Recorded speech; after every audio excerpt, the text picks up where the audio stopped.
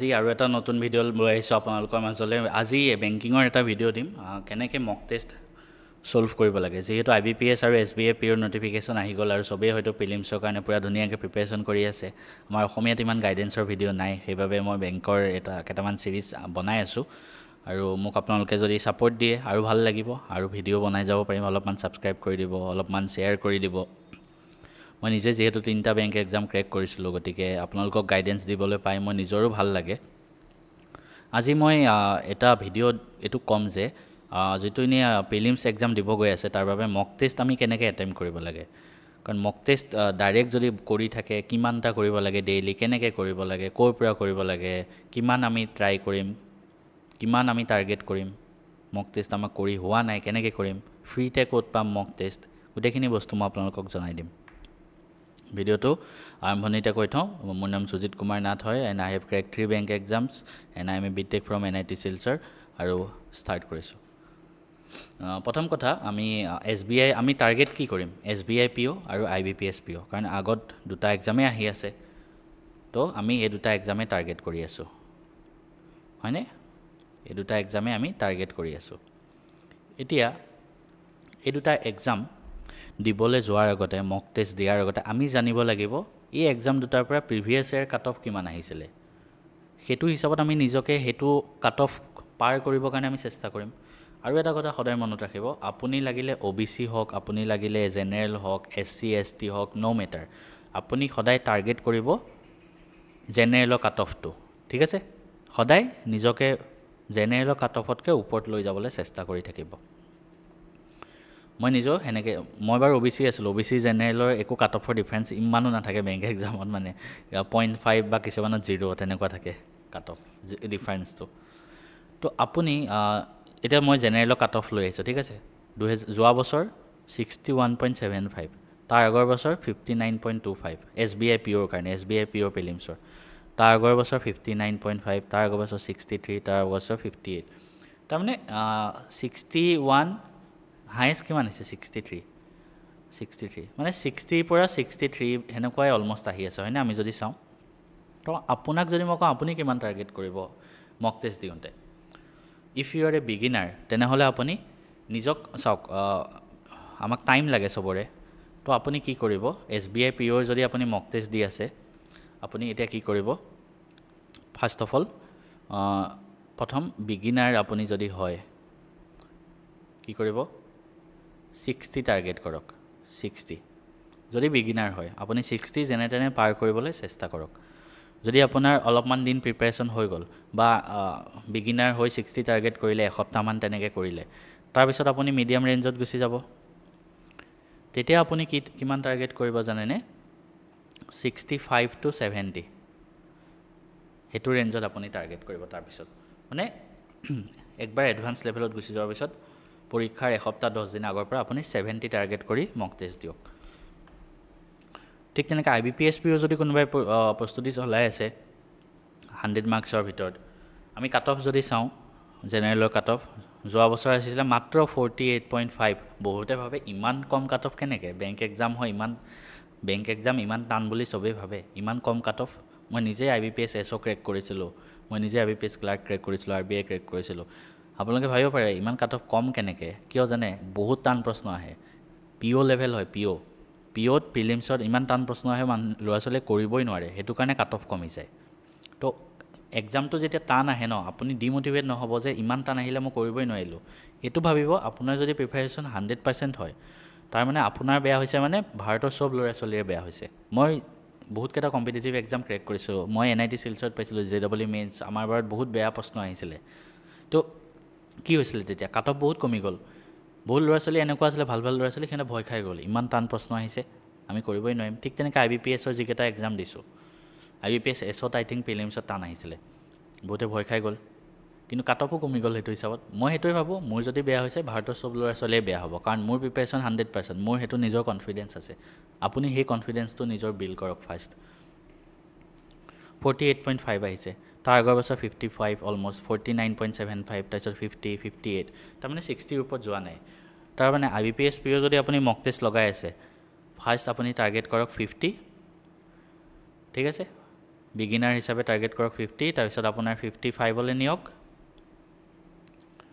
তাৰপিছত আপুনি 60 লৈ নিয়ক 60তকৈ বেছি হ'লে ভাল কিন্তু যদি কম হয় 60তকৈ কম হয় ডিমোটিভেট নহ'ব মানে সেইটো কৈছোঁ 60 টাৰ্গেট কৰক তো SBI PO হ'লে 65 to 70 আল্টিমেট টাৰ্গেট আৰু IBPS PO হ'লে 60 এতিয়া টাৰ্গেট কেইটা মই অলৰেডি ক'লোঁ ডেইলি কিমান মক টেষ্ট আপুনি দিব লাগে ডেইলি কিমান মক টেষ্ট আপুনি দিব লাগে বহুতে মোক সুধিব চাওক যিমান এক্সাম ওচৰ চাপি আহে ধৰক এক্সামলৈ 15 দিন আছে বা 20 দিন আছে আপোনাৰ বেছিক ক্লিয়াৰ থাকিব লাগে ঠিক আছে first of all basic clear কৰি লওক যদি বেছিক ক্লিয়াৰ হৈছে কেনেকৈ মক টেষ্ট দিম শ্বেডিউলটো মই কৈ দিছোঁ চাওক ডেইলি এটা ফুল লেংথ মক টেষ্ট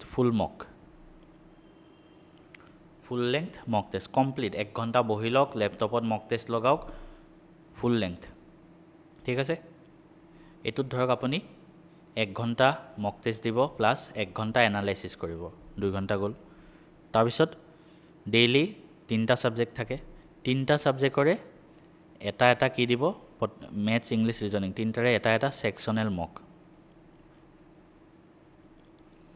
ঠিক আছে ছেকশ্যনেল মক দিব তাত আপোনাৰ 20 মিনিটকৈ 1 ঘণ্টা যাব 20 মিনিট প্লাছ আপুনি ধৰক কিমান মিনিট 40 মিনিট ধৰিলোঁ এনালাইচিছ কৰিলে তাৰমানে 1 ঘণ্টা আৰু 2 ঘণ্টা 3 ঘণ্টাত আপোনাৰ এইটো কমপ্লিট কৰি দিয়ক ঠিক আছে 4টা হ'ল তাৰপিছত এটা ভিডিঅ' মক দিব ভিডিঅ'ত গোটেই মক টেষ্টটো আপুনি ভিডিঅ'ত চাই সিহঁতে কৰি যাব আপুনি লগে কৰি যাব এইটোত আপোনাৰ 1 ঘণ্টা যাব তো দিনটোত আপোনাৰ 2 ঘণ্টা 3 5 6 ঘণ্টা দিয়ক হৈ গ'ল মক টেষ্ট ষ্ট্ৰেটেজি কেনেকৈ দিব মই আপোনালোকক ক'লোঁ এতিয়া আমি কোনখিনি এক্সামত ফাৰ্ষ্ট এটেম্প্ট কৰিব লাগে সেইখিনি মই আপোনালোকক এটা বেলেগ এটা ভিডিঅ'ত দি দিম আমি এক্সামত কেনেকৈ এটেম্প্ট কৰিব লাগে আজি থুলমূলকৈ কৈ থওঁ মক টেষ্ট দিয়াৰ ষ্ট্ৰেটেজি কি হ'ব লাগে প্ৰথম ক'ৰ পৰা আৰম্ভ কৰোঁ ইংলিছৰ পৰা আৰম্ভ কৰিছোঁ ইংলিছত আপুনি কি কৰিব ৰিডিং কম্প্ৰেহেনশ্যনটো লাষ্টত কৰিব ঠিক আছে মক টেষ্ট আৰম্ভ হোৱাৰ লগে আপুনি ফাৰ্ষ্ট যিখিনি সৰু প্ৰশ্ন সেইখিনি কৰক যেনেকৈ আপোনাৰ ফিল ইন দ্য ব্লেংকছ আহিলে ভোকেবৰ কুৱেশ্যন আহিলে বা গ্ৰামাৰৰ প্ৰশ্ন আহিলে স্পট দ্য এৰৰ আহিলে সেইখিনি ফাৰ্ষ্টত কৰক তাৰপিছত ৰিডিং পাৰ্টটো কৰিব ঠিক আছে তাৰপিছত আহে ৰিজনিঙৰ কি কৰিব ৰিজনিঙৰ আপুনি পাজলকেইটা পিছত কৰক পাজলত যদি আৰম্ভণিতে ধৰি যায় টাইম বহুত গুচি যাব আপুনি গমেই নাপাব কিমান টাইম দিব লাগে তো ৰিজনিঙৰ ফাৰ্ষ্ট মিছেলেনিয়াছখিনি কৰক যেনেকৈ চিলগ চিৰিজ বা আপোনাৰ তেনেকুৱা সৰু ইনপুট আউটপুট সেইবিলাক কৰক ডাইৰেকশ্যন ব্লাড ৰিলেশ্যন সেইখিনি ফাৰ্ষ্টত কৰক 1 নম্বৰীয়া প্ৰশ্ন তো পাজলটো কৰিব আৰু লাষ্টত আহে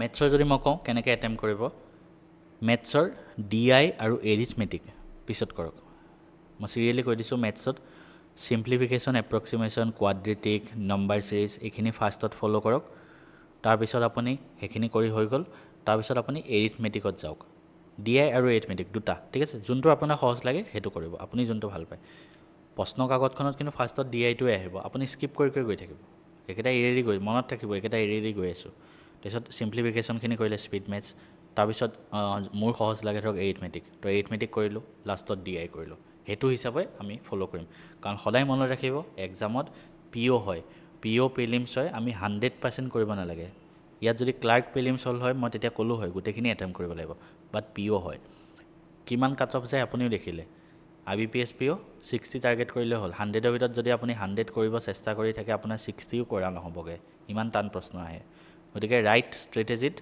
কৰি যাওক সবকে বেষ্ট উইচেছ থাকিলে এটা আপডেট দি থওঁ যিসকলে এই ভিডিঅ'টো চাই আছে আপোনালোকে হয়তো বেংকিং এক্সামৰ যদি প্ৰিপেৰেশ্যন কৰিব বিচাৰিছে মই কিছুমান কোৰ্চ নিজৰ ফালৰ পৰা প্ৰস্তুত কৰিছোঁ আৰু ফাৰ্ষ্ট অফ অল কৈ থওঁ এই কোৰ্চকেইটা কিয় ল'ব লাগে এই কোৰ্চখিনি কমপ্লিটলি মই ডিজাইন কৰা মই নিজে কুৱেশ্যন বিচাৰি আপোনালোকৰ কাৰণে PDF আকাৰে বনাইছোঁ আৰু মই নিজে যিহেতু বেংক এক্সাম ময়ো ক্ৰেক কৰিছিলোঁ 3টা ফাৰ্ষ্ট মই ক্ৰেক কৰিছিলোঁ IBPS clerk then IBPS SO IT officer আৰু RBI তো মই নিজৰ যিখিনি নলেজ আছে সেইখিনি হিচাপত মই এইকেইটা কোৰ্চ আপোনাৰ কাৰণে প্ৰস্তুত কৰিছোঁ কাৰোবাৰ যদি মন যায় ল'ব পাৰে ফাৰ্ষ্ট অফ অল কোৰ্চকেইটাৰ কথা কৈ থওঁ এটা আছে ইংলিছ বাণ্ডল ফৰ বেংকিং এটা আছে ৰিজনিং বান্ডল ফৰ বেংকিং, এটা আছে মেথছ বান্ডল ফৰ বেংকিং। গোটেইকেইটাৰ প্ৰাইচ মাত্ৰ 250 ৰুপিজ। ইয়াত আপোনালোকে কি পাব? ইয়াত আপোনালোকে চেপ্টাৰ ৱাইজ কি পাব? যিমান চেপ্টাৰ আছে চবৰে chapter wise MCQ plus PYQ previous year question, ঠিক আছে। তাৰ লগতে ইয়াৰ ডিটেইল সলিউশ্যনো থাকিব PDF।